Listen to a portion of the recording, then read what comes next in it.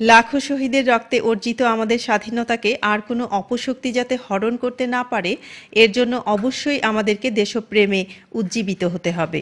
গত সোমবার Milton Kings বিএনপির উদ্যোগে আয়োজিত মহান বিজয় দিবসের 40তম বার্ষিকী উপলক্ষে আয়োজিত আলোচনা সভায় বক্তারা একথা বলেন।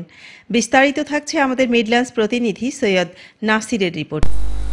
লাখো শহীদের রক্তে অর্জিত আমাদের স্বাধীনতাকে আর কোনো অপশক্তি যাতে হরণ করতে না পারে, এর জন্য অবশ্যই আমাদেরকে দেশপ্রেমে উজ্জীবিত হতে হবে।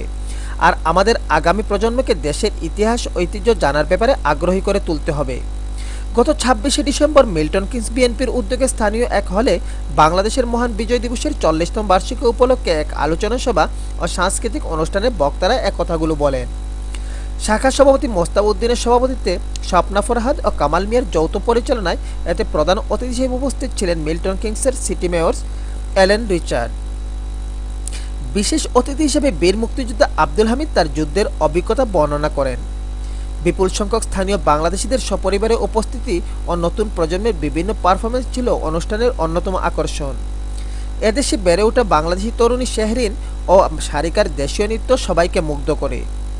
হৃদয়ে বাংলাদেশ লালন করে বেড়ে ওঠা তরুণ হৃদয় ও তার ব্যান্ড দলের পরিবেশিত গান সবার হৃদয় ছুঁয়ে যায়। এছাড়াও জনপ্রিয় কণ্ঠশিল্পী রুজি সরকার, নূরজাহান শিল্পী, পরশমণি, রুবাইয়াত ও প্রতীক চৌধুরীর দেশের গানে ফুটে উঠেছিল বাংলাদেশের স্বরূপ। অনুষ্ঠানে অন্যান্য মধ্যে আরও বক্তব্য রাখেন আব্দুল ওদুদ সাহেল, আবুল কালাম আজাদ, সুফি মিয়া, আব্দুর রৌফ, জামাল মিয়া, আলম মিয়া, সিদ্দিক আলী, আয়েশা খানম প্রমুখ। So I wish Bangladesh all good fortune in the future.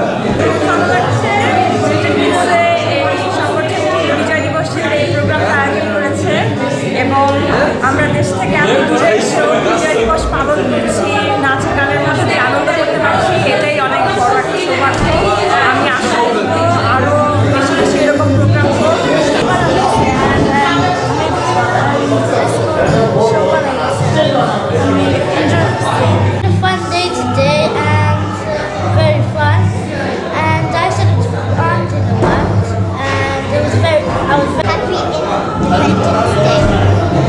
আজকে আমরা প্রোগ্রাম করছি, আজকে আমরা বাংলাদেশ ন্যাশনাল বিপি পার্টি থেকে করেছি। আমরা যারা ছেলেমেয়েরা আছে, ছোটো ভাইরা আছে, যারা বাংলাদেশের কিছু জানে না, একটা গর্বের দিন আজকে যে আমরা বাংলাদেশের স্বাধীনতা পেয়েছি।